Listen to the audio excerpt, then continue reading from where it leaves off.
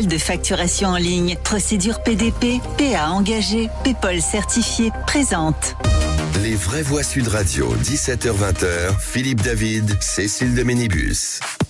Et pour cette dernière journée de la semaine, le vendredi, comme dit Philippe Bilger, c'est toujours une intonation et en tout cas une atmosphère un peu particulière. On vous souhaite la bienvenue avec Philippe David. Bonsoir Philippe David. Bonsoir Cécile de Ménibus. Ouais. En pleine forme. Oui.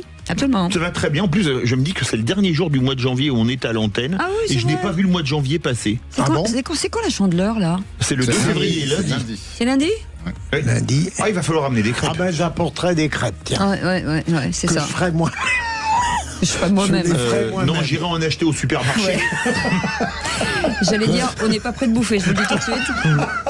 C'est pas avec les crêpes de Philippe Bilger. Je vous étonner. Ouais, vous étonnez. Mais...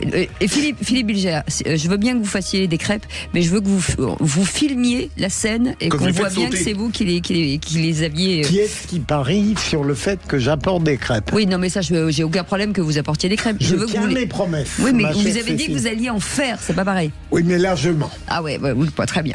En tout Comme cas, chers Bachot. amis, le menteur Philippe Bilger est avec nous. René Chiche est avec nous. Bonsoir René Chiche, rédacteur en chef adjoint du site idbooks.com. C'est un site d'information culturelle. Vous avez décidé de ne pas parler. Ah, le silence. Bonsoir à tous et à toutes, je suis ravi de vous retrouver. Voilà. C'est Je me fou disais- ce que vous ressemblez, je viens de m'en rendre compte, à Aznavour. Non mais réellement, Déjà, un, il ment, deux, il voit mal. Ça fait quand même beaucoup de problèmes. il y a quelque chose C'est la première fois qu'on d'Aznavour. me dit ça. Philippe, De profil, c'est je vous Aznavour. donnerai le téléphone de mon ophtalmo. Il est très bien. Oui, Il est très bien. Et nous avons un petit nouveau dans la C'est un bande. Bruno compliment. Godard est avec nous, auteur et journaliste indépendant. Monsieur Godard. Bonsoir. Bonsoir, monsieur. Merci. Et je ressemble à qui, moi? C'est trop tôt, Bruno. C'est trop tôt. À Laissez-les. vous-même, mon cher Serge Bruno. Lama. Serge Lama, peut-être, parce que vu comme Mais il ressemble Bruno peu a à eu Charles tout de Aznavour. même une réflexion très fine tout à l'heure. Lorsqu'on l'a baptisé journaliste indépendant, il a dit mais un journaliste est forcément indépendant. Voilà. Normalement, oui. Ce qui Ouais. montre son intelligence, d'où le choix valide de Cécile. Voilà, c'est ça. Écoutez, On peut le confirmer avant même l'émission. pour une fois que je fais des bons choix. Méfiez-vous, il ment. Allez, avec un peu plus de sérieux. Au sommaire de cette émission, le grand débat du jour à Toulon. Le procureur veut durcir le ton face au trafic de stupéfiants. Sa nouvelle ligne frapper aussi les consommateurs. Certains employeurs pourraient désormais être informés lorsqu'un salarié est condamné pour usage ou détention de drogue, même en dehors du temps de travail. Et on vous pose cette question. Dénoncer les usagers de drogue à leurs employeurs, c'est normal ou scandaleux? Vous dites que c'est scandaleux à 58%. Vous voulez réagir? Le 0826 300 300. Et moi, ça ne me choque pas plus que ça. Philippe Bilger? Ça ne me choque pas plus que ça. René Je Chiche m'abrite derrière la pensée Cela suprême. me choque, nous ne sommes pas dans une république de délation. D'accord, Bruno Gomard. Cela me choque aussi. Eh ben, Je l'aime bien, Bruno. On en Ouais. parlera dans quelques Deux, instants. deux. Et puis la Balle question au du centre. soir, à 18h10, l'Assemblée nationale a validé en première lecture la gratuité des parkings dans les hôpitaux publics pour les patients, les soignants et les visiteurs. Une avancée alors qu'aujourd'hui encore, 3/4 des hôpitaux font payer leur stationnement. Et on vous pose cette question. Pensez-vous que les parkings d'hôpitaux doivent être gratuits? Eh bien, vous dites oui à 80%. Vous voulez réagir? Le 0826 300 300. Moi, oui, pour les personnes qui viennent en soins. Et vous, Bruno Gonard? Ah oui, moi je suis totalement pour. Je trouve ça même étonnant que ça n'existe pas encore. René Chiche? Je vais répondre en anglais, yes. D'accord, Philippe Bilger? Pour les personnes en soins et celles qui viennent les voir. Oui. Ok, très bien. On en parlera avec vous au 0826 300 300. On vous souhaite la bienvenue. Tout de suite, le grand débat du jour. Bien, comme je vous le disais, se droguer c'est mal. Comment tu sais que c'est de la drogue, toi? Il faut pas vous droguer. Marge, elle va dire aux flics où on planque la drogue. Si vous vous droguez, c'est mal. On ne plante pas de drogue. Parce que la drogue, c'est mauvais, voyez. Ah bon? C'est mal de consommer de la drogue, alors ne vous droguez pas. Quoi, c'est vrai ou c'est pas vrai? Les vraies voix Sud Radio.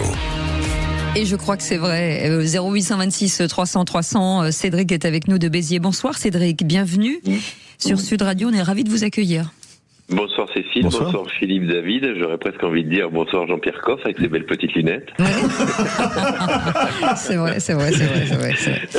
Il a tout de Jean-Pierre Coff, hein, même le reste, vous inquiétez pas. Un petit peu. J'ai entendu un de vos invités qui a dit qu'on n'était pas un pays de délation et pourtant on le vit tous les jours en tant que routier puisque par obligation on nous force à accepter les procédures qui sont faites lorsque nous on fait un excès de vitesse et que c'est la voiture de notre société ou le véhicule de notre société. Qu'est-ce qu'on fait? Eh ben notre patron il dit c'est monsieur un tel qui conduisait, donc effectivement c'est nous qui prenons les points. Donc moi je trouve pas ça trop choquant, je trouve ça un peu aberrant sur certaines choses, mais pas spécialement choquant dans la continuité, puisque moi je le vis régulièrement comme je suis routier, je le vis régulièrement. Là, dernièrement j'ai fait un excès de vitesse de quelques kilomètres heure, c'était 80, j'ai été chopé à 86, hop 81, boum j'ai reçu l'amende à la maison, voilà, bon fin de l'histoire. À côté de ça, je peux entendre que ça peut choquer les gens. Effectivement, celui qui fait son petit bedeau, moi je bois pas, je fume pas, donc je suis tranquille, mais celui qui fait son bedeau ou son rail de coke le week-end et qui est tranquille et que le lundi matin il va monter des murs en maçonnerie, ça gêne pas. Par contre, celui qui fait ça alors que le lundi matin il conduit le bus pour emmener les enfants à l'école, si justement, ça c'est pas bon.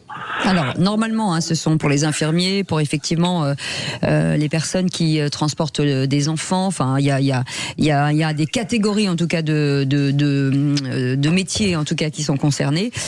Philippe Bilger. Alors nos réponses sont également partagées. J'ai entendu ça à l'instant.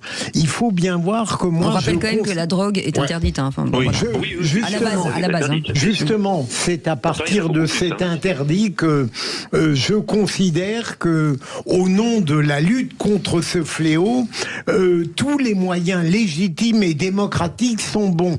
Je ne discute pas la validité de la démarche d'un procureur qui considère qu'il a le droit de dépasser ce que la loi pénale lui impose pour aller prévenir des dégâts possibles. Donc je vois bien les dangers, mais je pense qu'ils sont largement compensés par la validité de la lutte. Allez, vous restez avec nous.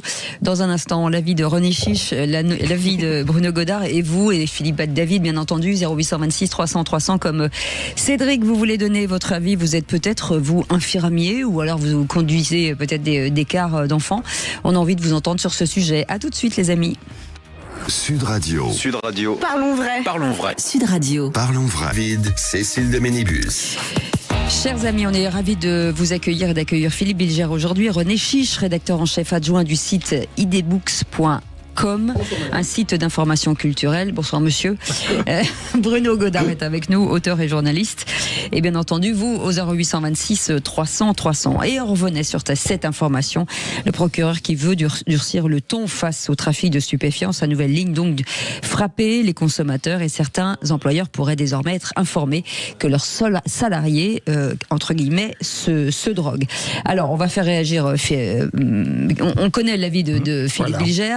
Mon cher René Chiche, qu'en pensez-vous? Alors, non, je suis opposé à cette proposition parce qu'on ne peut pas tout mélanger.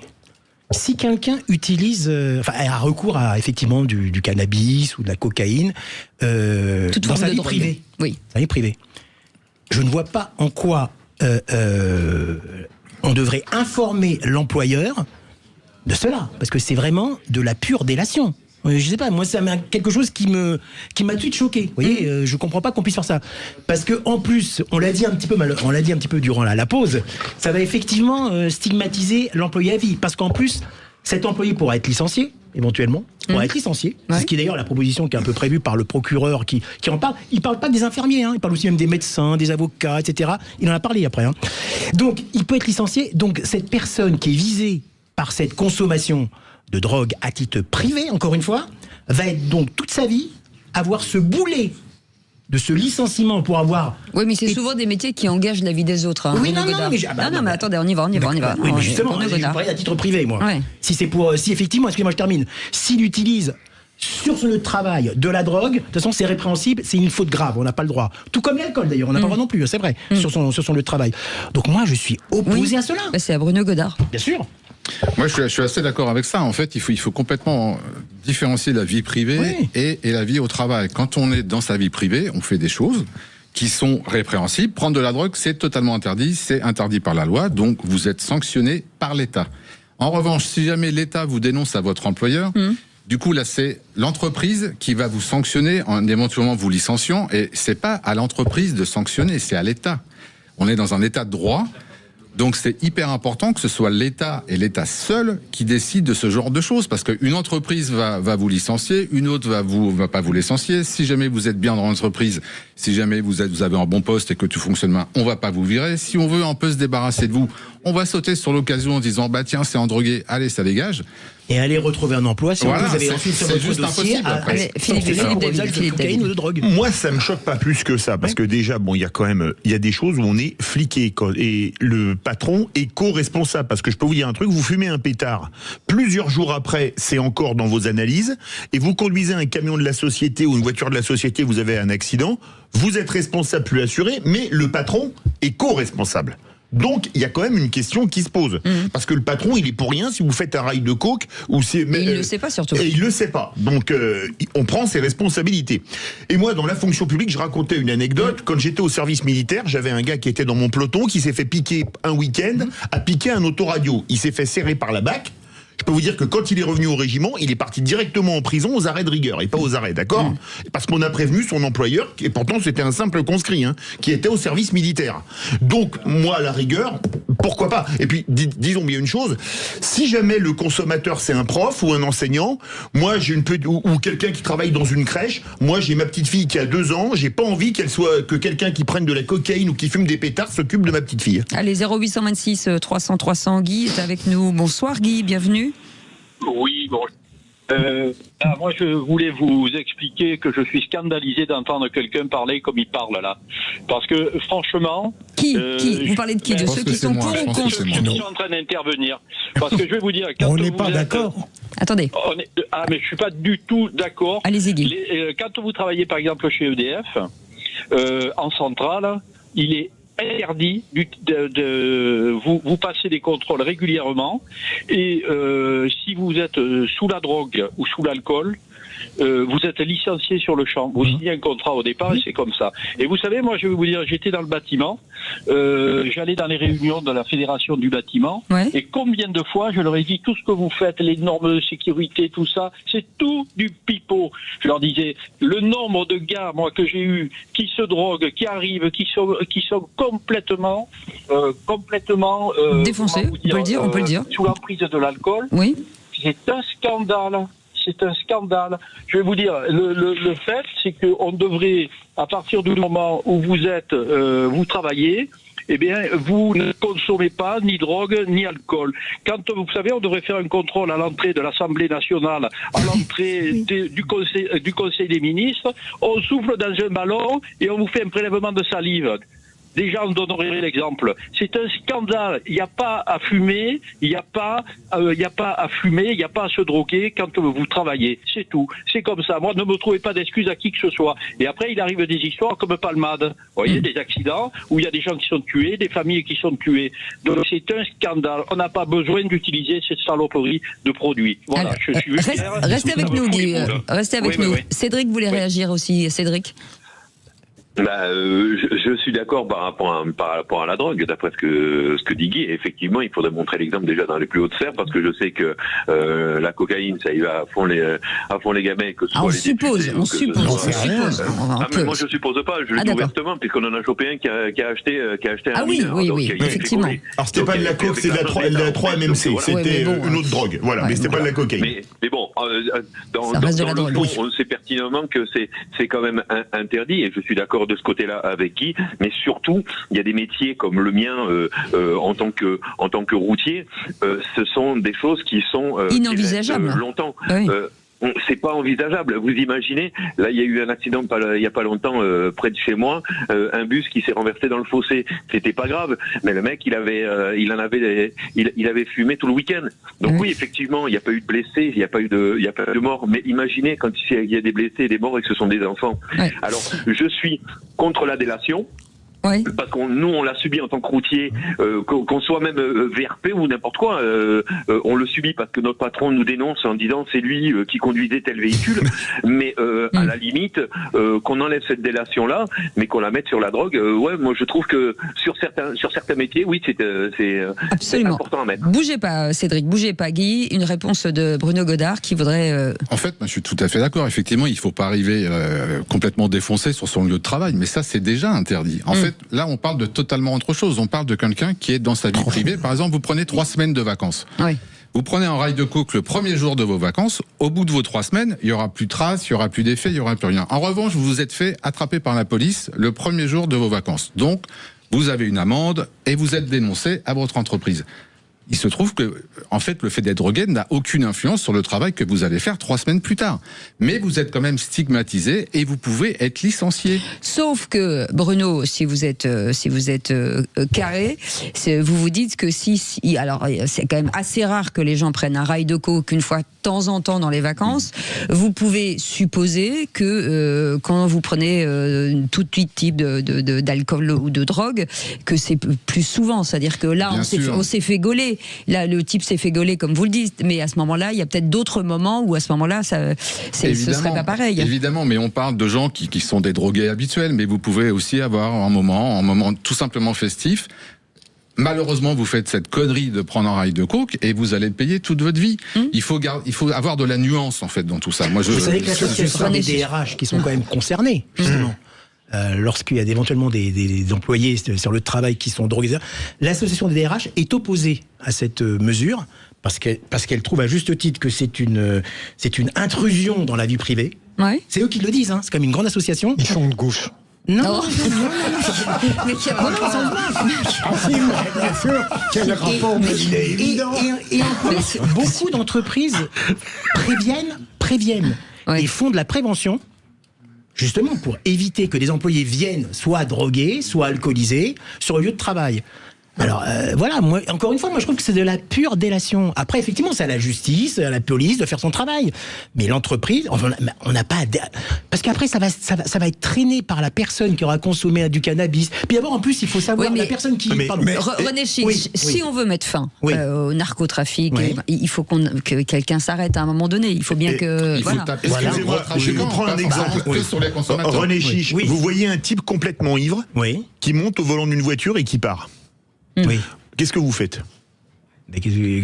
Moi, je prends mon téléphone, je fais le 112, je dis il y a le véhicule immatriculé un tel qui est sur telle route, le mec ne tenait pas debout. Alors je peux vous dire, ça m'est déjà arrivé d'appeler le 112 parce que vous permettez que je termine. Vous mélangez un peu tout. Attendez, parce que ça m'est déjà arrivé d'appeler le 112 qu'un type roulait comme ça, à mon avis, il était ivre-mort au volant. Et j'ai appelé le 112. J'aurais pas dû le faire, c'était de la délation. Non, c'est pas. Mais c'est pas. Vous mélangez tout. C'est la même chose.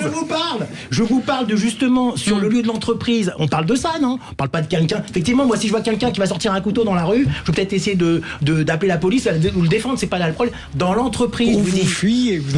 Dans l'entreprise, vous ne pouvez pas. D'ailleurs, vous mélangez tellement tout que je vais maintenant vous surnommer Monsieur Ratatouille, parce que vous avez un grand pack à chaque fois. Vous mettez un peu de ça, mais en toute amitié, hein. Oui. Un peu de ça. Vous touillez, et ça vous sort une sorte de plat que vous allez qualifier courageusement. Et c'est très bon. À chaque émission, vous êtes de plus en plus pimpin. Enfin. Eh ben dis donc, ça vole haut aujourd'hui, hein. Chers amis, en tout cas... je vous ai bien empêché. Merci en tout cas de vos témoignages, Cédric et Guy. Vous rappelez quand vous voulez, c'était un plaisir de vous avoir aujourd'hui. Vous restez avec nous dans un instant, petite séquence, Seul contre tous. Philippe David, Seul contre tous. On ne peut pas être intelligent si on prend de mauvaises décisions. Absolument, c'est pour répondre à Maurice Safran. Et Philippe Bilger qui sera contre tous. Ceux qui crachent en permanence sur les politiques serait bien incapable de l'être et d'en avoir les qualités. On en parle dans un instant, à tout de suite. Sud Radio. Parlons vrai. Parlons vrai. Sud Radio. Parlons vrai. Ça s'est passé dans le Grand Matin Sud Radio. Philippe David, Cécile de Ménibus. Et on est très heureux d'accueillir notre petit nouveau qui est avec nous, Bruno Godard, auteur et journaliste. Ça va, Bruno ? Très bien. Ils sont sympas avec vous? Ils sont très sympas. Je vous dirais un peu de Muppet Show, ils sont très rigolos. Attendez, soyez sympathique quand même pour votre première émission. D'accord, je vais essayer. Non, il a raison. Muppet Show. Non, mais c'est Muppet Show. Dis donc, c'est quand même des stars, les Muppet Show. Donc, redescendez, René Chiche, quand même. Rédacteur je me dis en que vous chef. ressemblez plus à Kermit qu'à Aznavour, finalement. C'est éclatant. René Chiche, il a bien fait de venir aujourd'hui. Rédacteur en chef adjoint du CID. J'ai dit du cidre quand même, du site idbooks.com. Et puis, bien entendu, Philippe Bilger, tout de suite, seul contre tous. Les vraies voix Sud Radio. Seul contre tous. Et on démarra avec Philippe David. Moi, c'est suite à un propos tenu par Maurice Safran, qui vient de coécrire un livre avec Nicolas Doménac, qui s'appelle Néron, pour parler d'Emmanuel Macron, alors qu'ils étaient des admirateurs d'Emmanuel Macron, et qui a dit « Emmanuel Macron, de loin le plus intelligent, mais il prend les mauvaises décisions. » Et moi, je crois que c'est un oxymore, parce que si on est le plus intelligent, on prend les bonnes décisions. Le problème, c'est qu'on a une grosse tendance en France à confondre intelligent et intellectuel. On pense que quelqu'un est intelligent parce qu'il est bardé de diplômes. Ça veut dire non qu'il est intellectuel. Je vais prendre un exemple. Le plus grand président américain des 50 dernières années, il avait 0 diplôme, il avait commencé barman, il avait fini acteur de série B, il s'appelait Ronald Reagan. Mais il avait... Attendez, Jacques Attali qui dit tout le monde se moquait de Reagan chez les socialistes français. Vous prenez vos sources Jacques Attali, vous savez pas ça. Écoutez, ça peut m'arriver, j'ai lu quelques bouquins. Quel songe d'Attali.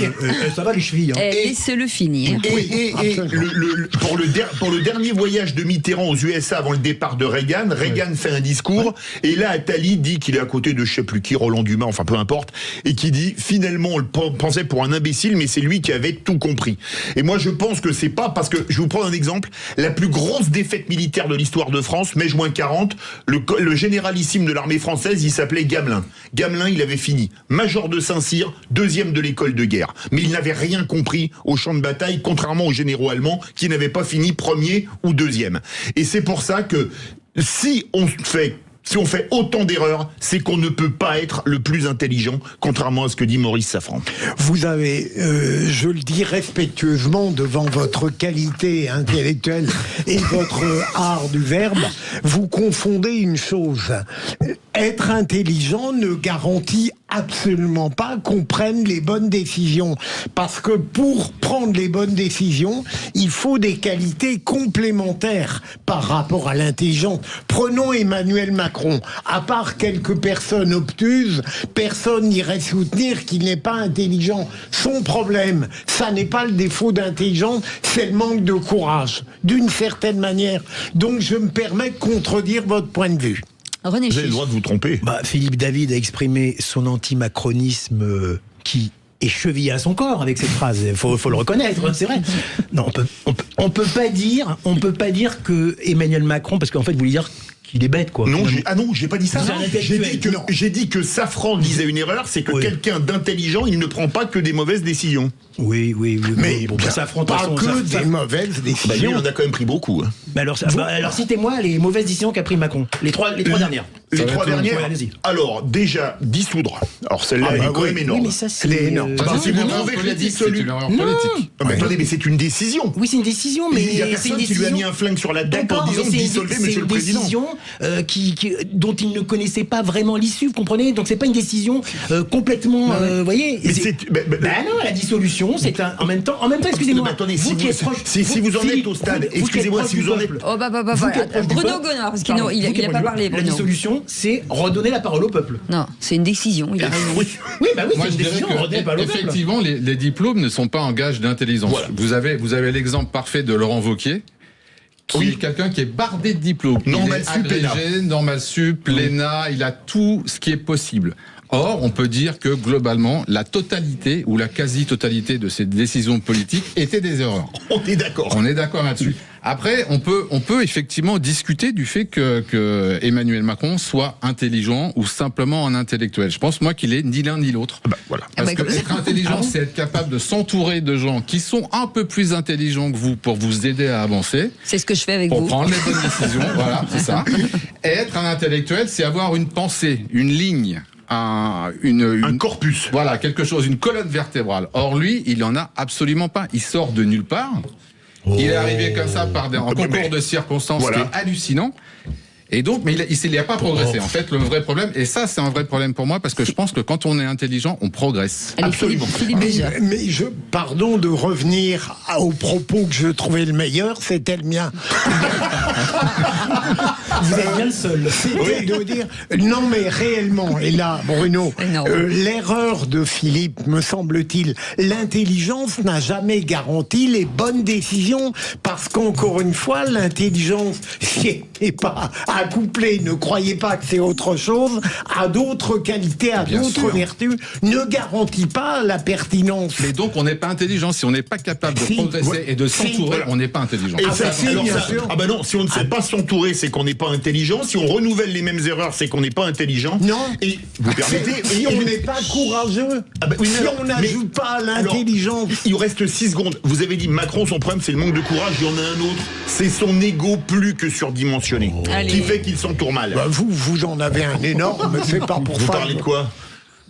Oh, mais enfin. Non, mais il parle de mon ventre. Vous parlez toujours culbuto. Qu'est-ce que vous imaginez? Non, mais vous me prenez pour un enfant de 4 ans, là. Regardez-moi bien dans les yeux. Escroc, va. Quel escroc, celui-là, c'est pas possible. Il cherche à faire croire qu'il a autre chose qui est surdimensionné. À part le boulard, je vois pas. C'est tout de même moi qui suis appelé Sifredi. J'en apprends des choses. Sifredi. Voilà, Sifredi. Et Rocco quand ils sont gentils. Voilà. Philippe Bilger, ceux qui crachent en permanence sur les politiques seraient bien incapables de l'être et d'en avoir les qualités. Au fond, on n'est pas très éloigné du sujet que Philippe David espérait brillamment développer. Il l'a espéré. Mais sérieusement, j'ai toujours été exaspéré par le jugement civique sur la classe politique, que les personnalités soient de droite ou de gauche, par le mépris que distille une certaine forme de peuple à l'égard de personnalités qu'il ne parviendrait pas profondément à égaler, évidemment pas à dépasser, et dont il ne ferait pas une seconde le métier. Et c'est probablement ce qui tue la démocratie française, c'est de voir des citoyens mécaniquement, par une sorte de réflexe, par une sorte de sadisme facilité par l'expression d'un verbe complaisant, eh bien détruire comme ça des personnalités, des réputations de droite ou de gauche, au regard desquelles ils seraient évidemment lamentablement écrasés. Et donc je crois que c'est un grand drame de voir le mépris du citoyen ordinaire à l'encontre du politique, qu'il soit brillant ou non. Allez, Bruno, allez-y, tiens. Moi, je suis assez d'accord. Après, il faut pas oublier une chose, en fait, c'est que pour être respecté, il faut être respectable. Et moi, j'aimerais, en fait, j'ai la sensation tout de même qu'il y a une baisse de niveau général de nos politiques en France. Moi, quand j'étais adolescent, j'avais la sensation, alors peut-être que je me trompe, peut-être que je réécris le passé, que quand j'écoutais une émission politique, c'était plutôt brillant. Quel que soit le niveau, la classe de droite, de gauche, c'était plutôt brillant. Aujourd'hui, je trouve que c'est relativement plat, qu'il n'y a pas de souffle, qu'il n'y a pas d'idée, que ça manque de fond. Et donc, je peux comprendre que certains se disent que, voilà, ils sont tous nuls. Je peux comprendre ça. Mais effectivement, c'est absolument pas la solution pour la démocratie. Mais il faudrait, en fait, que tout le monde élève son niveau. À la fois les citoyens et à la fois les hommes politiques, qu'ils essayent de développer d'autres idées, qui soient un peu meilleurs. Et peut-être que nous, on les trouverait meilleurs. Voilà, vraiment. Non, mais moi, je participe pas comme Philippe à ce bashing anti-politique. Ils sont pas si nuls que ça, moi, je trouve. À part quelques énergumènes, en particulier d'un certain camp. Mais moi, je trouve moi, quand je regarde des émissions politiques, quand je vois des interviews, je suis toujours intéressé. C'est pas des gens qui sont d'un niveau aussi bas que ça. Et en fait, moi, je crois que c'est parce que les citoyens, espèrent trop dans la politique. Espèrent trop dans ce que peuvent faire les politiques.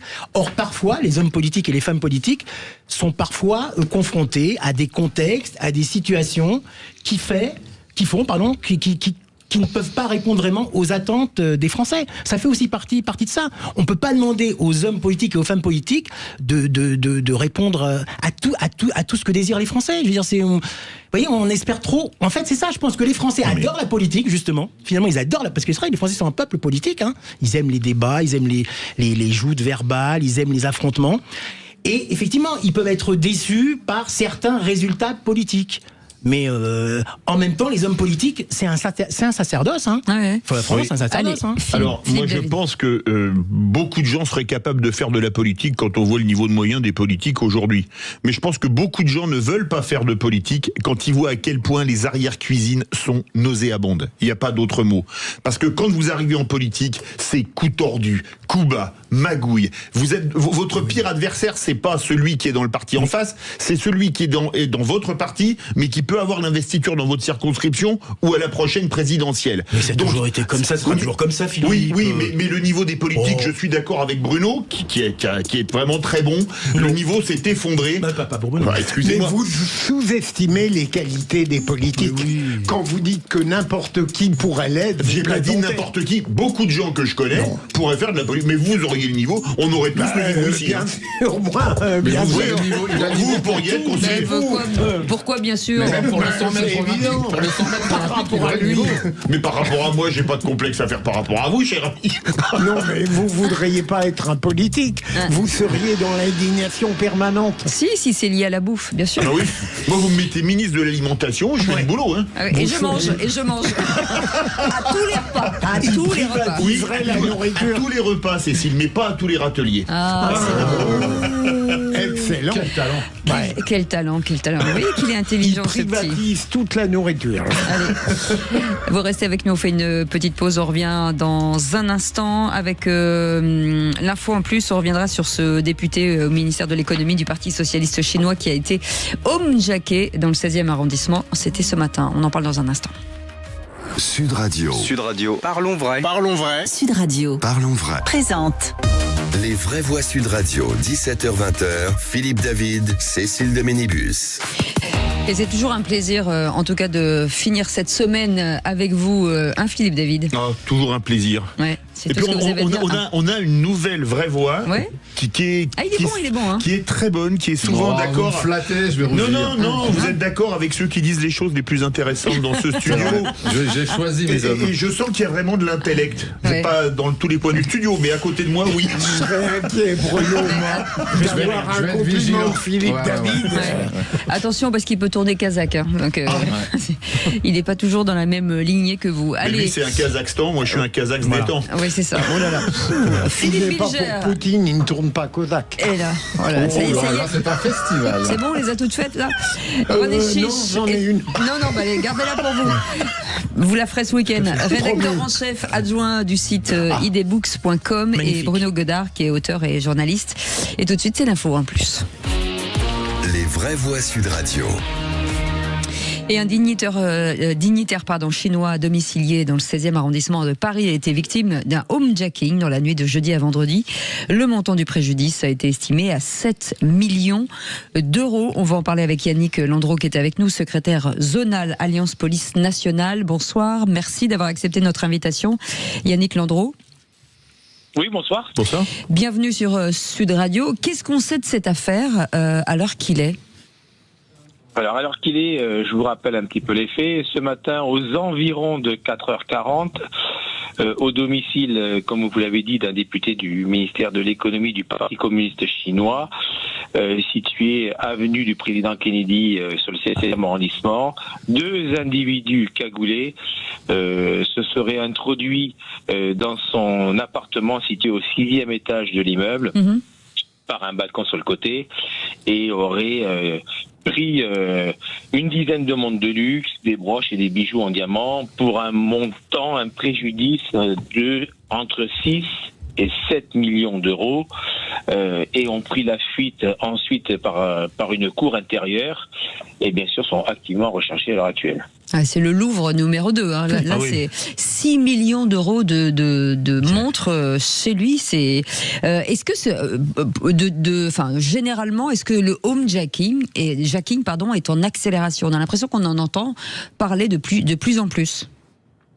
on en entend parler de plus en plus, je vous le confirme, souvent en plus sur des gros préjudices à chaque fois, sur des personnalités, dans des endroits bien précis de la capitale ou dans des communes de l'Île-de-France où il y a un certain niveau financier. Oui, on en entend, c'est de plus en plus un développement des home-jacking qu'on peut constater sur la plaque parisienne. Alors, il dit avoir été frappé, donc là, il a été transporté à l'hôpital. Enfin, moi, chaque fois, je tombe de ma chaise. Comment est-ce que ces personnalités sont protégées en France ou elles sont livrées, entre guillemets, à elles-mêmes en tant que hautes dignitaires? Là, je ne sais pas, au niveau de cette personnalité-là, si elle était protégée, mais j'en ai pas l'impression. Il était à son domicile personnel. Est-ce qu'il avait une protection rapprochée ou pas? Je n'en sais rien à l'heure actuelle. En tout état de cause, oui, il a une plaie saignante au niveau du front, mais pour l'instant sans gravité au niveau de ces plaies, d'après ce qu'on a pu avoir. Après, la BRB, la PJ a été saisie, et forcément il y aura des investigations et puis surtout des interpellations par la suite pour retrouver les bijoux dérobés. Est-ce qu'on sait comment ils les ciblent? Est-ce qu'on a certains sont tracés pour effectivement comment ils font? Parce que nous, en tout cas, on sait pas du tout qui habite dans ces appartements. Comment ils les tracent? Est-ce qu'on a le déroulé? Vous savez, maintenant, c'est facile de suivre quelqu'un, c'est facile par les réseaux sociaux d'avoir les adresses des uns et des autres ou sur Internet. Et donc forcément, les gens sont tracés, les gens se font, ils font des petites enquêtes de voisinage pour savoir si telle ou telle personnalité habite là, ou telle personne, sans dire la qualité de la personne. Maintenant, tout sur Internet, on voit un peu tout. Hein. C'est relativement, malheureusement, assez facile pour ces voyous qui veulent toujours frapper et voler. Bruno Gomard. C'est vrai que sur les réseaux sociaux, on voit beaucoup de gens s'afficher avec des montres de marque. Quand on voit des Richard Mille à 500 000 euros, on la reconnaît tout de suite. Ça me paraît relativement simple pour des malfaiteurs d'identifier une personne et ensuite de le suivre et de savoir où elle habite. Après, voilà, faut faire attention. Mais oui, il paraît qu'ils mettent des trackers sur les voitures, justement. Oui, je voulais poser une question à monsieur, là. Non, c'est non. Non, allez-y. J'imagine qu'il y avait une vidéo surveillante dans l'appartement ou pas, monsieur? Après, c'est l'enquête, la BRB, effectivement. Mais est-ce qu'on le sait déjà ou pas, non? On ne sait pas. Je ne sais pas. Là, à l'heure actuelle, je peux pas vous dire s'il y avait une vidéosurveillance. Je me doute que pour une personnalité comme ça, qui possède quand même des biens de qualité et surtout de valeur, doit avoir un système vidéo dans son appartement. Enfin, maintenant, tout à chacun met une alarme dans son domicile, met un système vidéo pour se protéger. Ça me semblerait logique. Après, je peux pas vous le dire. L'enquête le déterminera. Mais est-ce que c'est pas un peu bizarre? Moi, je suis allé voir les verdicts qui ont été donnés dans une histoire de homejacking. Je vois par exemple dans les Hauts-de-Seine, il y en a un, c'est un délit, il prend 3 ans de prison. Un autre, il est passé aux assises, il a pris 13. J'ai vu un autre cas à Nîmes, on prend 8. J'ai du mal à comprendre l'échelle des peines sur le homejacking. C'est un crime, c'est un délit pour que ça passe dans un cas aux assises, dans un autre cas en correctionnel. J'ai du mal à comprendre. Est-ce que ça dépend du montant, peut-être? Ça dépend du montant, ça dépend des modalités. Victimes. C'est tout un tas de paramètres qui font que ça évolue ou pas. Alors si, on va prendre le cas extrême. S'il y a homejacking avec meurtre et 10 millions d'euros, vous dites bien que c'est... Oui, là, c'est meurtre, là, donc c'est d'office un crime. Mais je pense qu'il y a des paliers. Voilà. C'est moins de 50 000 euros, ça doit être effectivement commissariat, au-dessus de 50, et là c'est effectivement BRB et PJ. Voilà. Quand la PJ, quand la BRB se met en place, c'est un très gros dossier. Voilà. Après, moi, je fais confiance toujours à mes collègues de la PJ qui sont des spécialistes en la matière et pour élucider au plus vite effectivement ce genre de. Mais bon, il y a des réseaux, il y a plein de choses comme ça. Justement sur ces réseaux, pardon, Yannick Landreau, c'est sur ces réseaux identifiés. Est-ce que ce sont des gens donc qui ne font que ça, ou est-ce que ce sont des gens qui, par un moment donné, font de la drogue, du cambriolage? Est-ce que c'est un réseau particulier? sur les home checking, alors il y a des commandes. On parle toujours de commandes, mais et chacun, j'ose imaginer, mais ça me semble logique par rapport à ce qu'on voit et ce qu'on entend de part et d'autre. Il y a toujours des spécialités dans chaque métier, si on peut appeler ça un métier. Mais sur des bijoux, par exemple, oui, vous vous rendez compte, les montres et les bijoux, ça peut se revendre relativement facilement. Est-ce qu'on les monte, ça se vend, c'est envoyé, et voilà. Ouais. Est-ce qu'on arrête assez souvent les auteurs? Moi, j'ai un couple d'amis qui a été victime de homejacking. Ils sont traumatisés. Il n'y a pas d'autre mot parce qu'il y a eu des violences, mais absolument terrifiantes. Leurs agresseurs n'ont jamais été pris. Est-ce qu'on en arrête quand même une bonne partie ou pas? Bien sûr que les affaires sont élucidées, mais au nombre de homejacking. Pas toujours, attention, j'ai pas dit. Oui. Dans la grande majorité des cas, mais c'est comme toutes les enquêtes, c'est comme toutes les affaires. Si on pouvait, nous, avoir du 100% fonctionnaires de police, mais on serait ravis.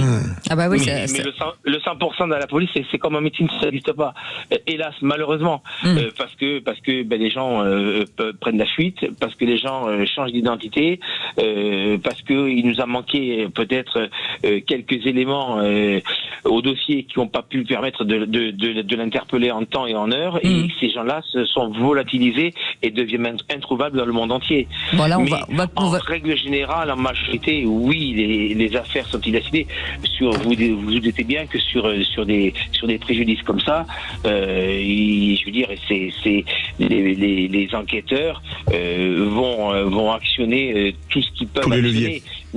Tous les leviers, mais le préjudice aurait été moindre, ça aurait été pareil, il l'aurait fait. Absolument. Parce que c'est pas le préjudice important, c'est derrière le nombre de personnes et de ramifications qu'il peut y avoir, qui peut découler peut-être sur le homejacking, comme vous disiez, de vos amis qu'on n'a pas pu interpeller, mais tout compte fait, en recroisant les pistes, on s'aperçoit que c'était une piste qu'on n'avait pas vue, voilà. Par exemple, vous voyez. Et ça peut aider un autre dossier. Mais quand les victimes sont connues, la police est efficace. En tout cas, la comment ça s'appelle la BRB. La DPJ, en tout cas, la police judiciaire de Paris, en tout cas, est très efficace, et très très efficace. Et on les embrasse d'ailleurs. Merci beaucoup Yannick Landreau, secrétaire zonal Alliance Police Nationale. Vous restez avec nous. Dans un instant, le coup de gueule de Philippe David. Dans une fac de Rennes, on pense que policier, gendarme ou militaire est une profession honteuse. On en parle dans un instant. Soyez les bienvenus. À tout moment de la journée, Prozio, 17h-20h, Philippe David, Cécile de Ménibus. On est ravis de vous accueillir encore aujourd'hui. On espère que vous allez passer un très bon week-end avec Philippe Bilger aujourd'hui, René Chiche, rédacteur en chef adjoint du site idbooks.com, un site d'information culturelle. Bruno Godard est avec nous, auteur et journaliste. Et tout de suite, le coup de gueule de Philippe David. Les vraies voix Sud Radio. Le coup de gueule de Philippe David. Comme d'habitude, je vais remettre le clocher au milieu du village, un village qui s'appelle Rennes, préfecture de l'Ille-et-Vilaine. Pourquoi Rennes ? Parce que c'est dans cette ville que se trouve l'université Rennes 2 et qu'il s'y est passé un événement qui m'a mis hors de moi. On écoute ceci. Parce que comme on l'a déjà mentionné, il n'y a pas plus tard qu'hier, il y avait des ateliers de l'armée de terre, de la police, de la gendarmerie, de la marine qui venaient recruter sur le campus de la Harpe à Rennes 2.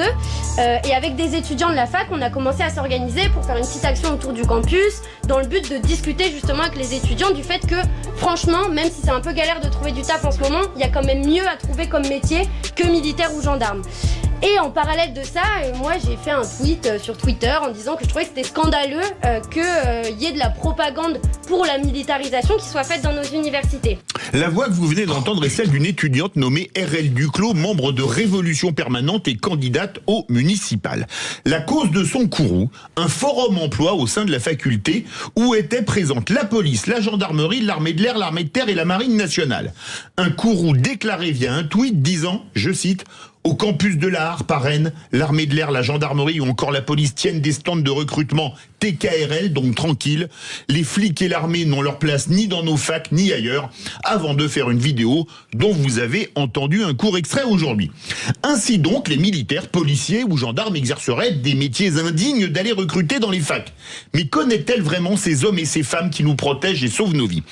Je me souviens de Pascal Sanchot, CRS de haute montagne, qui était venu présenter son livre sur Sud Radio, livre dans lequel il racontait la mort de 2 de ses collègues avec qui il intervenait pour sauver des pyrénéistes dans le massif du Néouviel et à Gavarnie. Faisait-il un métier indigne?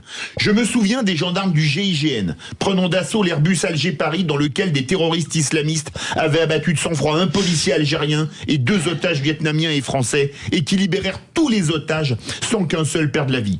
Va-t-elle nous dire que ce jour-là, les forces de l'ordre ont encore tué?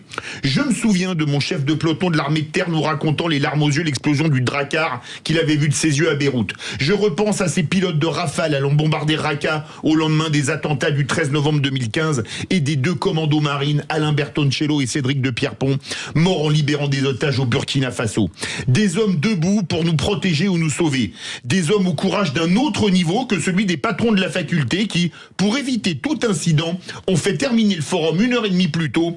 Clémenceau disait « Donnez-moi 40 trous du cul, je vous fais une académie française. » Un siècle plus tard, présentez-moi une étudiante écervelée et je vous démontre à quel point des dirigeants d'université peuvent être des lavettes.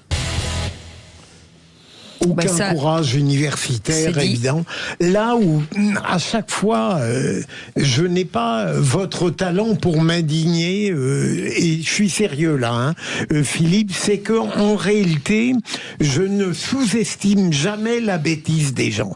Je veux dire, c'est d'une sottise absolue ce qui est dit. Et donc, avant même de m'indigner en prêtant du crédit, même pour le combattre à des propos pareils, je me dis que ça ressemble à une idéologie délirante et que c'est d'abord de la bêtise, quoi. Et je le regrette. Oui, mais cette bêtise a une portée, peut-être. Oui. Je suis d'accord avec vous, Philippe, là. Là, je suis d'accord avec vous. Non, mais en plus, bon, cette université, elle est extrêmement gauchisée. Totalement. Il y a eu encore quelques mois des violents affrontements. Je vous coupe, pour l'avenir de l'université et les municipales, il y avait l'État palestinien, la reconnaissance du génocide, parce que la vidéo est plus longue, j'ai mis qu'un morceau. Il y a eu des violences il y a quelques mois en raison de coupes budgétaires. Ils ont fait un bordel pas possible. Qu'est-ce que je vous dise? C'est une jeunesse c'est une certaine partie de la jeunesse, qui part un peu en dérive, qui a ce discours effectivement anti-flic, anti... Vous avez vu qu'il y avait une autre chose à Mulhouse, là, il y a 2 jours, dans une université aussi, où sont ils ont tapé une voiture de police et il l'a démonté à coups de batte de baseball ou de barre de fer, je sais plus. Une expression artistique. C'est ça, oui. Il y avait une voiture de police et il a détruisé à coups de baseball. Mais malheureusement, peut-être qu'un jour, ces gens-là auront besoin de la police. Et la police sera là. Sachez-le. En fait, j'ai tout simplement envie de dire à cette petite, file dans ta chambre. Parce que, en fait, c'est tellement crétin. C'est tellement... moi, les Bramantons, je me rappelle quand j'étais étudiant, c'était il y a très longtemps, il y avait des gens il y avait des anarchistes qui étaient contre la police, contre l'ordre, contre tout ça. Mais c'était quelque chose de physique. Ils allaient à l'affrontement pendant des manifestations. Là, en fait, la petite, elle veut empêcher des gens de venir parler de leur métier dans un campus universitaire. Éventuellement, peut-être que sur ce campus, il y a des gens qui ont envie de devenir militaires, qui ont envie de devenir policiers. Et elle, cette petite, elle décide, elle dit non. Mais pourquoi non? En fait, ça n'existe pas. Et le président de l'université aurait dû se montrer bien plus ferme. En fait, le vrai problème, c'est ça, c'est que c'est lui le patron. Sur un campus, c'est le président d'université qui commande tout. Et c'est eux qui ont gagné parce qu'ils ont relevé 1h30 pour éviter les incidents. Et il doit dire à cette petite, file dans ta chambre et reviens quand tu auras un petit peu réfléchi. Et puis la littérature gauchiste que j'ai beaucoup lue, Bruno, à une certaine époque, c'était autre chose. Bien sûr. Merci Philippe David, à retrouver bien entendu en podcast sur Sud Radio. Et puis sachez que dans un instant, un de nos auditeurs sera nommé ministre. Et ça, c'est pas rien, je vous le dis tout de suite. Et on ne sait pas duquel. Et si, ce sera ministre du numérique. Très bien. Voilà, c'est ça. Et juste après, le qui c'est qui l'a dit. Bon, voilà. Vous déposez votre cerveau. Non, mais on dépose son cerveau et puis c'est tout. Enfin, si toutefois on en avait un. Allez, à tout de suite. Sud Radio. Sud Radio. Parlons vrai. Parlons vrai. Sud Radio. Parlons vrai. 7h20, Philippe David, Cécile de Ménibus. En tout cas, c'est un plaisir, encore une fois, d'être avec vous, d'avoir passé cette semaine. Merci beaucoup de votre fidélité, de tous vos messages sur les réseaux sociaux et tout ça, avec Philippe David. On est très content de vous compter, en tout cas parmi nos auditeurs. Avec notre nouvelle vraie voix, j'ai envie de dire, Bruno Godard est avec nous. Voilà, notre journaliste, auteur, il écrit des livres, tout ça. Il a fait une forte impression. Comme je le trouve sympathique, j'ai envie de l'appeler Nono. Non. Mais tu peux m'appeler Néné. Ouais, ça fait très longtemps qu'on m'appelle Nono. Non, Néné, ça prend la confusion. Oui, je trouve que l'appeler Néné, c'est pas très simple.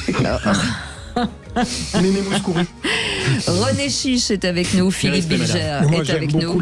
Bonsoir chez vous. Oh, Philippe, mon Dieu, s'il vous plaît. Ah, c'est les tendons flinqueurs du vendredi. Et tout de suite, et si j'étais ministre? Les vraies voix Sud Radio, si j'étais ministre. Qu'est-ce que je vais devenir? Je suis ministre, je ne sais rien faire. Eh bien, falloir faire quelque chose. Et c'est Jean-Pierre qui est avec nous de Marseille. Bonsoir Jean-Pierre, pardon. Monsieur le ministre. Cécile, bonsoir toute l'équipe. À chaque fois, je me trompe. Bonsoir, monsieur le ministre, puisque vous êtes le ministre du numérique et que vous allez nous annoncer vos premières propositions. Mes premières décisions. En tant que ministre du numérique, j'ai pas dit numérique. On est bien d'accord. Les réseaux sociaux seraient fortement réglementés pour les jeunes. J'interdirais tous les contenus qui proclament la haine de la France, qui font la propagande de l'islamisme, du terrorisme. Je ferai en sorte que les mineurs n'aient pas accès aux réseaux sociaux plus de 2 heures par jour, comme ça se fait en Chine, je crois. Donc ce serait considéré comme étant liberticide pour beaucoup, mais comme une libération et une amélioration notable des cerveaux moyens en France, je pense, à terme. Voilà. D'accord. Ok. Alors, vous, le fait d'interdire les réseaux sociaux aux moins de 15 ans, pour vous, vous trouvez ça normal? Enfin, ça va dans votre lignée. D'accord. Ce serait de salubrité publique. Quand on voit les contenus, alors moi je tombe de temps en temps sur les contenus TikTok, c'est effrayant, mais de manière plus générale, c'est vraiment quelque chose qui a été conçu pour ramollir le cerveau de manière addictive. C'est comme une drogue et c'est fait pour tout sauf pour réfléchir, et on peut passer comme ça 3 heures à swapper, je crois que c'est le terme. Swapper, scroller, oui. Comme vous voulez. Naviguer. Ouais, c'est de la brasse scrollée, on va dire. Et donc, pas mal. On est là en train de faire défiler des images, des contenus qui ont ni queue ni tête. Ou parfois, j'ose pas les jeux de mots, je laisse ça à Philippe David. Merci. Mais vous pouvez. Non, laissez-lui les foireux, gardez les autres. Les foireux, je le fais à sa place où il y a un peu trop de queue et pas vraiment de tête, quoi. Allez, on va faire réagir, monsieur le ministre, si vous permettez. Est-ce que, à votre avis... Et donc, je pense que ça, ce serait important. Allez, à votre avis, monsieur le ministre, comment faire pour départager le bon grain de l'ivraie? Parce que sur les réseaux sociaux, il y a parfois des choses formidables. Comment fait-on? Interdire durant 2 heures? On permet le reste? Comment fait-on pour réguler concrètement tout cela? Eh bien, je sais pas. Pour une fois qu'on peut s'inspirer réellement de ce que font les Chinois de manière intelligente, on pourrait faire comme eux, tout simplement. Ils interdisent TikTok, les réseaux sociaux, plus de 2 heures par jour, et ils régulent les contenus. Les contenus là-bas sont à haute teneur culturelle. Ils apprennent des maths, ils apprennent leur langue, ils apprennent leur histoire. Comment ils font? Eh ben voilà. On doit pouvoir faire pareil, on n'est pas plus bête. Ne bougez pas, monsieur le ministre. Bruno Godard. En fait, les Chinois, ils ont une manière très simple de gérer TikTok, c'est qu'ils utilisent TikTok pour détruire l'Occident. Donc c'est très simple, ils déversent tout ce qui est mauvais en fait en Occident, et dans leur pays, ils sélectionnent avec les algorithmes quelque chose qui est plus intéressant. Voilà, donc c'est ça en fait le problème. Alors évidemment aujourd'hui, dictature quand même. Mais non, mais c'est ce qu'ils font, c'est une guerre culturelle. Ils mènent une guerre culturelle avec TikTok. Ce qu'il faut aujourd'hui, c'est peut-être interdire effectivement pour les moins de 15 ans, mais il faut surtout, pour la génération suivante, apprendre à s'en servir. Parce qu'en fait, cet outil sera là, les réseaux sociaux seront là pour toujours, donc il faut apprendre à s'en servir, tout simplement. Il y a un permis pour chasser, il y a un permis pour conduire. Il faudrait aussi peut-être instituer un permis pour se servir des réseaux sociaux, expliquer comment ça fonctionne, expliquer comment échapper à l'algorithme, expliquer comment ne pas croire ce que l'on voit, expliquer comment on fait pour éviter les deepfakes, pour éviter les fake news, et faire quelque chose de mieux, parce que cet outil peut être quelque chose de formidable aussi. Les réseaux sociaux, ça peut être quelque chose de vraiment très bien, mais ça peut être aussi catastrophique. Moi, je demande juste à Monsieur le Ministre de me nommer secrétaire d'État au calembour numérique. Mais vous il veut toujours se placer. Moi, Monsieur le Ministre, je trouve votre intention louable, mais elle me paraît un peu irréaliste. Parce qu'aujourd'hui, le numérique, les réseaux sociaux font tellement partie... Ça nous échappe ? D'abord, j'allais dire, c'est la phrase suivante que j'allais dire. Non seulement ça fait partie de notre quotidien, mais c'est devenu tellement incontrôlable aujourd'hui. Puis il y aura toujours des gens qui vont trouver un moyen de contourner les interdictions numériques. C'est pour ça qu'il faut apprendre à s'en servir. Ouais, mais je me demande si on peut aujourd'hui apprendre. C'est très long, bien sûr. Je me demande. Moi là-dessus, je suis pessimiste. Il faut des formations continues. Ouais. Voilà, c'est ça. Ouais. Dès la maternelle, il faut expliquer aux enfants, il faut les mettre vraiment dans le bain, parce qu'en fait, c'est un outil qui est incontournable. Ben oui. Merci en tout cas, Monsieur le Ministre, de vous être prêté au jeu. C'est bon ? Oui, c'est bon. On vous garde. On vous valide. J'étais persuadé que quand je disais qu'il fallait s'inspirer des Chinois, au moins quelqu'un sur votre plateau me dirait « Allez, chiche !» Il ne faut jamais s'inspirer des Chinois. Il est bien. Jean-Pierre, on vous embrasse. Merci d'avoir joué le jeu et j'espère qu'on vous retrouvera bien sûr dans un prochain ministère. On ne sait jamais. Allez tout de suite, le qui c'est qui l'a dit. Les vraies voix Sud Radio, le quiz de l'actu. Je vous signale que la tricherie est totalement...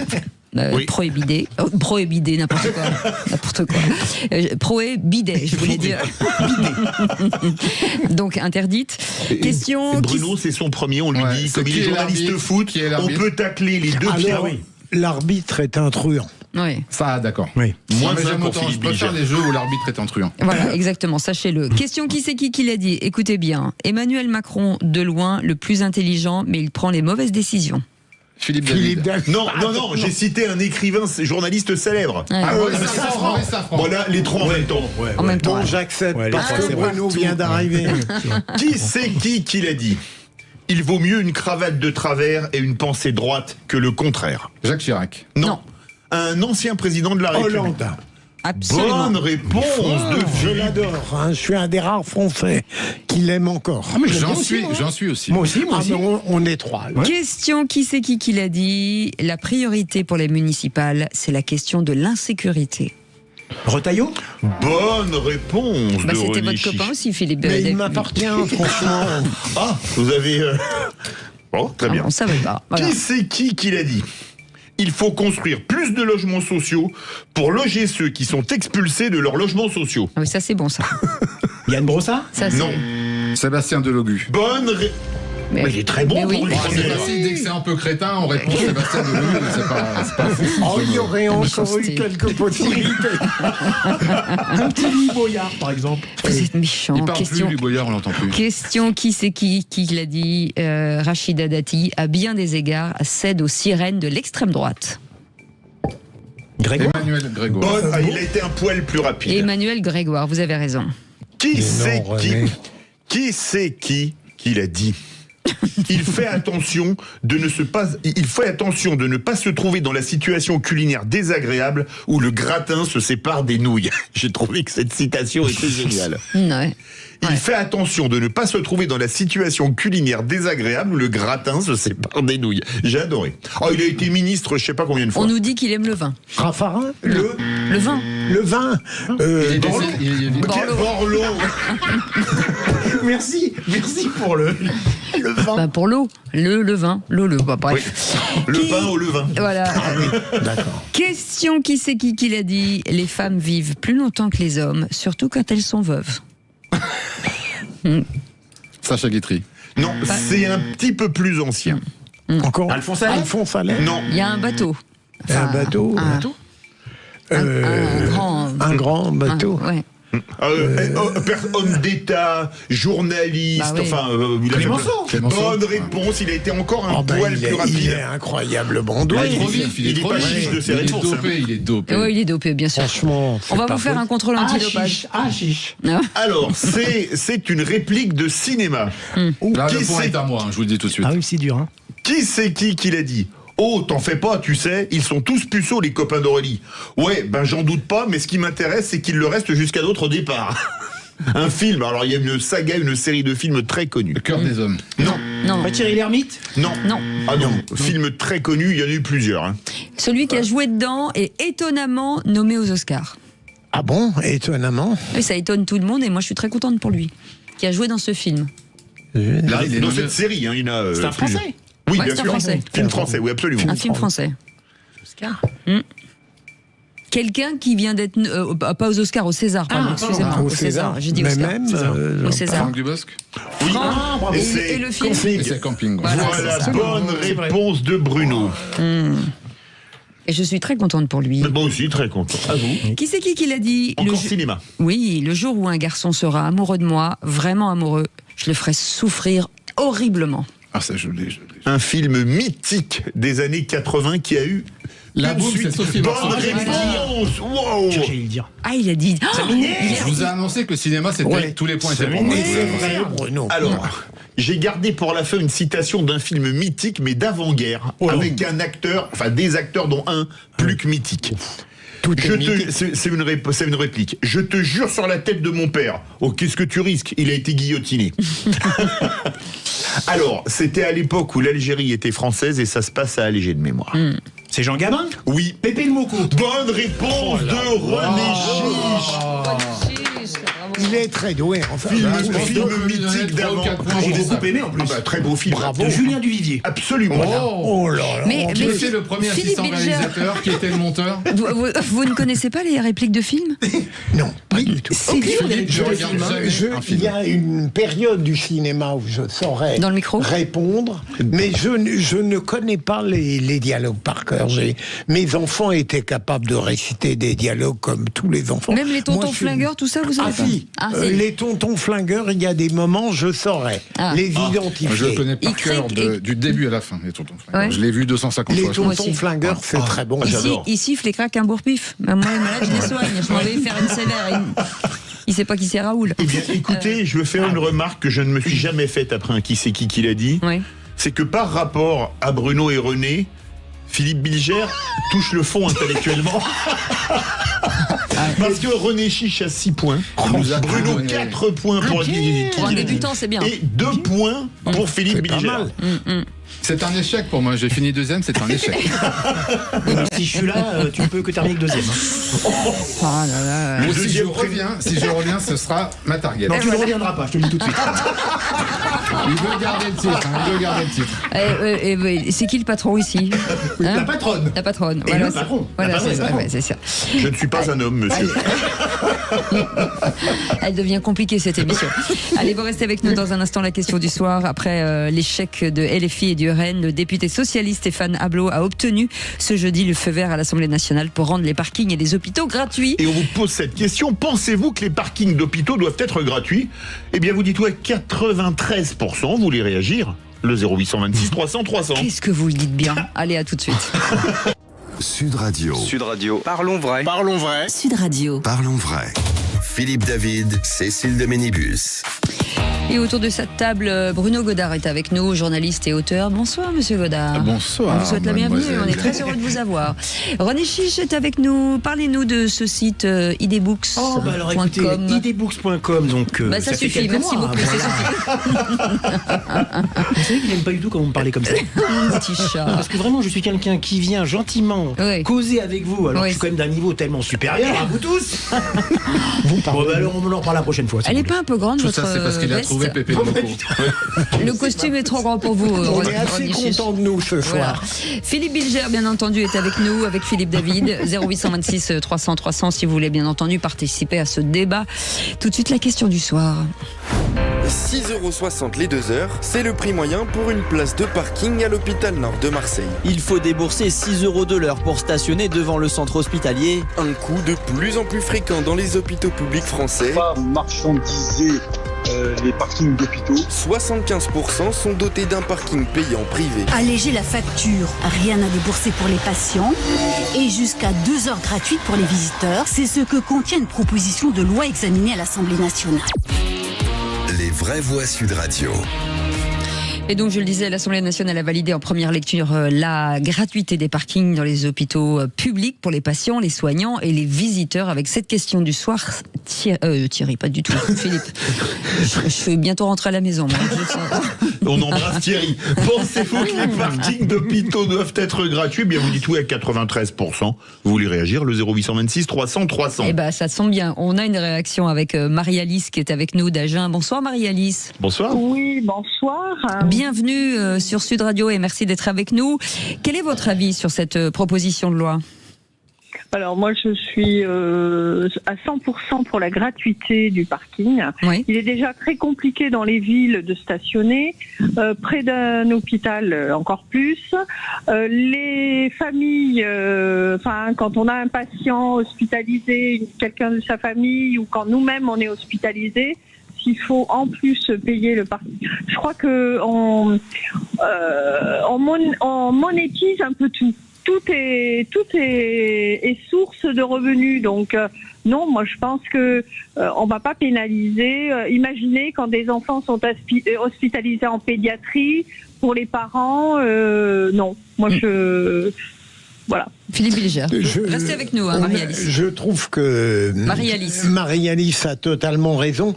La seule réserve que je ferai par rapport à mon approbation initiale, c'est le fait qu'il faudra mettre en place, peut-être, c'est possible, une sorte de bureaucratie au niveau du parking ou au niveau de l'hôpital. On ne pourra pas, pour les personnes malades, bien sûr, les visiteurs qui viennent, mais ça me paraît normal, mais à gérer correctement. René Chiche.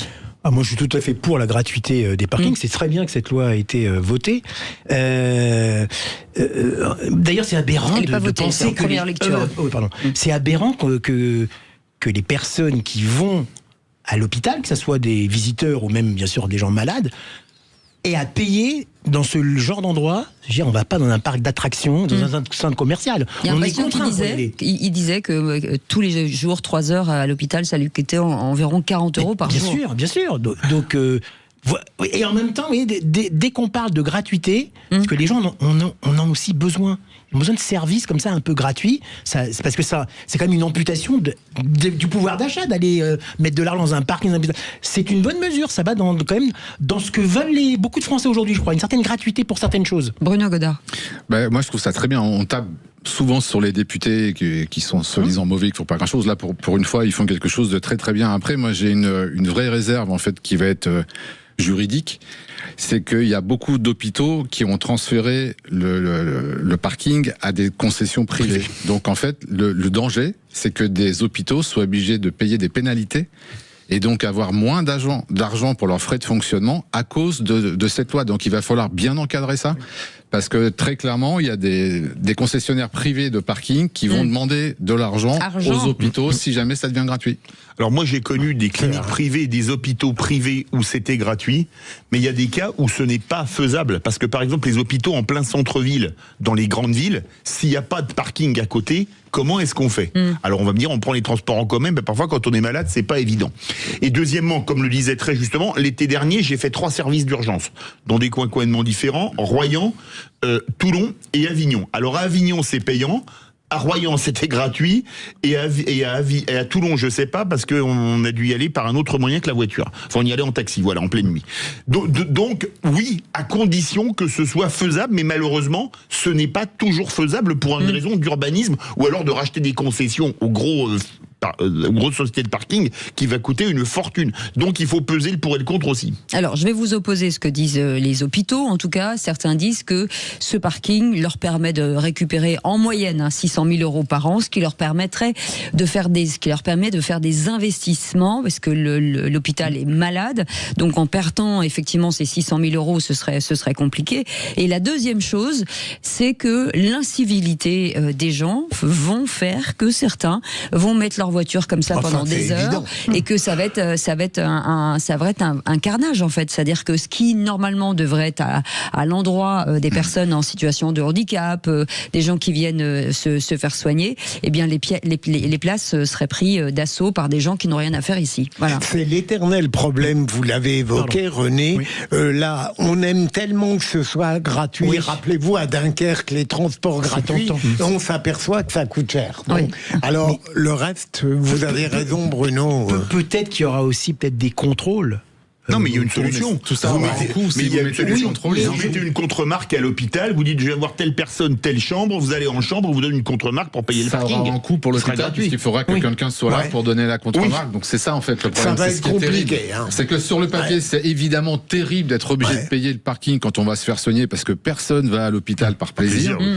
Mais dans les faits, en fait, ça va coûter de l'argent à l'hopital, et donc il y aura peut-être moins d'argent pour les soins. Donc en fait, c'est un cercle vicieux qui est terrible. C'est ce qu'ils opposent eux en disant 600 000 euros pour nous, c'est beaucoup d'argent. Après, est-ce qu'il n'est pas prévu que l'État tous les jours Est-ce qu'il n'est pas prévu que l'État puisse compenser justement cette somme? Je crois que c'est prévu dans la proposition. Il n'y a plus d'argent, c'est ça. Non, mais c'est ce qui est prévu. Hein. Mais vous les avez, vous voulez pas les donner? Parce que on est assez. C'est prévu dans la loi de la proposition de ce député. Hein. Oui. Que l'État vienne en compensation. Il faudra que l'État vienne en compensation, c'est certain. Ouais, mais bon, ça fait un peu d'argent quand même. Si tout devient gratuit, il va bien falloir qu'il y ait des gens qui payent. Hein. Oui. Moi, je propose que ce soit Philippe David qui paye. Moi, j'aimerais que vous veniez me voir à l'hôpital. On n'a pas envie que vous soyez à l'hôpital. Quand j'y serai, bon. Vous y serez. Comme ça, vous n'aurez pas d'excuses pour dire non. Philippe Bilger, je veux pas entendre ça. On a besoin de vous, c'est comme ça. Et puis c'est pas trop mal. Restez ici. On vous opérera ici sur le. En revanche, un petit passage en psychiatrie pour Philippe Bilger, ça peut-être pas inutile. Mais on mettra 2 lits pour vous. Voilà, c'est ça. Je vous vois bien tous les 4 dans la même chambre, ça va être sympa. Mon Dieu. Comment vous dire? Il va falloir que je me retire cette image de la tête, sinon je vais passer un week-end. Maintenant, il a un trauma après sa première. On va faire des cauchemars. Je vous enverrai un petit texto ce week-end pour vous le rappeler. S'il vous plaît, merci beaucoup. Allez, vous restez avec nous dans un instant. La phrase du jour: j'en ai marre des politiques français qui jouent contre leur camp. C'est profondément choquant. C'est Gilbert Azoulay chez Mettez-vous d'accord. On en parle dans un instant. À tout de suite. Sud Radio. Sud Radio. Parlons vrai. Parlons vrai. Sud Radio. Philippe David, Cécile de Ménibus. Et attention, les fauves sont lâchés aujourd'hui. Bruno Godard est avec nous, auteur et journaliste, avec René Chiche. Les fauves. Oui. Les fauves. Mais excusez-moi, Philippe Bilger et David, mais vous êtes comme ça tout le temps, même hors de l'émission. Toujours. Dans les restos, c'est pire. Ah bon, dans les restos, c'est pire. J'ai honte d'y aller parce que les gens me demandent avec qui je déjeune. Voilà. C'est faux. Mais en même temps, c'est époustouflant. Mais il parle tellement fort que tout le restaurant est passionné. C'est époustouflant à la vanille, c'est ça? Au restaurant. Vous savez quoi? Limite, en fait, D'accord. Vous voyez le problème de ce. C'est pour ça que je suis payé très très cher. C'est pour le supporter. C'est une prime de risque. Ah ouais. Ou de pénibilité. Les deux. Allez, tout de suite, la petite phrase du jour. Les vraies voix Sud Radio. J'en ai marre des politiques français qui jouent contre leur camp. C'est profondément choquant, a déclaré ce matin le journaliste Gilbert Azoulay chez Mettez-vous d'accord, en réaction à la visite de Ségolène Royal en Algérie, qui s'est exprimé, il s'est pas exprimé au sujet de Christophe Glaise, Philippe Bilger. J'aime énormément Ségolène Royal, mais elle a eu des propos pour le moins incongrus, voire scandaleux en Algérie, mais j'espère que, après avoir eu l'autorisation de voir Christophe Glaise, elle l'a dit, elle en était très fière, elle est capable, quand elle veut quelque chose, d'obtenir des choses incroyables. Et j'espère qu'elle pourra le faire libérer. Ouais. Oui, alors ces propos ont été un peu outranciers, c'est vrai, en Algérie. Moi, je me demande si elle n'a pas été envoyée en mission officieuse par Macron pour éventuellement trouver une solution pour le dossier Glaise. La preuve, c'est qu'elle l'a rencontré. Je crois qu'il a même été changé, il a même été transféré dans une autre prison. C'est un complot. Non, mais il a été transféré dans une autre prison. Peut-être que des fois, la diplomatie oblige à ce genre de voyage. Ce scénario. Ouais. Oui, sérieusement. Et comme Barrot fait rien, pourquoi pas Ségolène pendant Bruno Godard. Si l'idée d'Emmanuel Macron, c'est d'envoyer Ségolène Royal pour régler quoi que ce soit, là, on en revient à la chronique de Philippe de tout à l'heure sur l'intelligence. Et là, non, je suis pas d'accord. Vous doutez d'elle? Ségolène Royal, c'est une lente mais constante dérive. C'est terrible. C'était quelqu'un de brillant qui avait certainement un avenir moi, je trouve national. que c'est une femme politique qui marque dans l'histoire de la politique française. D'abord, c'est la première femme qui a été au second tour de présidentiel en 2007. Non, mais sérieusement, attention, son fan numéro 1 est là. Et puis surtout, Bruno voulait terminer. Oui, mon cher René. Pas tous en même temps. Je comprends, mais là, moi, je trouve que Ségolène Royal, c'est une lente dérive, et j'imagine pas une seule seconde que la solution pour un conflit diplomatique, parce que c'en est un, en fait. Ce journaliste emprisonné, c'est en fait Alger qui joue avec ça pour en permanence. C'est à la fois quelque chose pour l'intérieur et pour l'extérieur. En fait, on peut pas envoyer Ségolène Royal parce qu'elle est totalement ingérable. Après, c'est des supputations, ce que vous dites. C'est pas possible. Attendez, c'est une supputation. C'est dans la politique. Des fois, on s'attend à des choses qui se réalisent, et des fois à des choses qu'on ne soupçonne pas. Elle s'est peut-être auto-déclarée aussi. Mais si au bout du compte, je termine rapidement, si au bout du compte, Christophe Glaise sera libéré, on dira que peut-être Ségolène Royal, qui n'est pas du tout mon idole, mais tant mieux. Exactement. Exactement. Donc, elle, par contre, a eu des propos peut-être effectivement tellement outranciers du régime algérien. Je suis d'accord. Là, je suis d'accord. Elle a eu des propos franchement outranciers. On peut pas dire le contraire. Elisabeth Lévy a dit dans ce studio que c'était la lente dérive de mélenchonisation de Ségolène Royal. Parce que quand on voit les propos qu'elle a tenus à Alger, pays qui n'est pas le plus amène avec nous, faut-il le rappeler. Je pense que, alors, en plus en oubliant Christophe Glaise, elle en a parlé après, une fois que ça a fait un tollé qu'elle n'est pas. Mais justement, c'est très étrange. On peut tout dire d'elle, mais elle n'est pas non plus une internationaliste. Excusez-moi, Philippe, au bout du compte, elle a été autorisée à le voir et il a été transféré dans une autre prison à la grande joie de la famille, d'ailleurs, qu'il a dit. Vous savez, on ne sait pas ce qui se passe dans les coulisses diplomatiques. Moi, j'ai une hypothèse. Regardez Walem Sansal, finalement, il a été libéré. Ça a mis du temps, peut-être. Là aussi, c'est Ségolène? Non, pas du tout. Non, mais ce que je veux dire, dans les affaires d'otages, je termine là-dessus, c'est toujours très lent. Souvenez-vous Ingrid Betancourt, le temps que ça a mis. Souvenez-vous les otages au Liban. Je parle pas des otages israéliens. C'était pas des États, c'était des organisations terroristes. Non, mais d'accord, mais il n'empêche que... C'est très simple, en fait. Il n'empêche que les otages... Christophe Glaise n'a rien fait. C'est juste qu'il a fait un reportage sur un club de foot en Kabylie. Mais ça, j'en suis d'accord. Donc si l'État le garde, c'est juste des mesures de rétorsion. Je ne suis pas en train de dire le contraire. Mais les affaires d'otages, c'est toujours long. Et alors justement, entre deux États, alors avec un autre État, ça va être encore plus compliqué peut-être à mon avis qu'avec un groupe terroriste. Allez, de toute façon, on espère que le dénouement, en tout cas, ce sera la libération, bien sûr, de Christophe Glaise. On pense bien à sa famille. Merci beaucoup, Bruno Godard, et bravo pour cette première. Merci René Chiche. Merci, bravo à moi. Voyez le genre. Mon Dieu. J'en peux plus. Merci beaucoup, Philippe Bilger. Vous restez avec nous. Peut-on contester une assemblée générale de copropriété? C'est Thomas Binet qui va vous répondre, les incontournables de la gestion du patrimoine.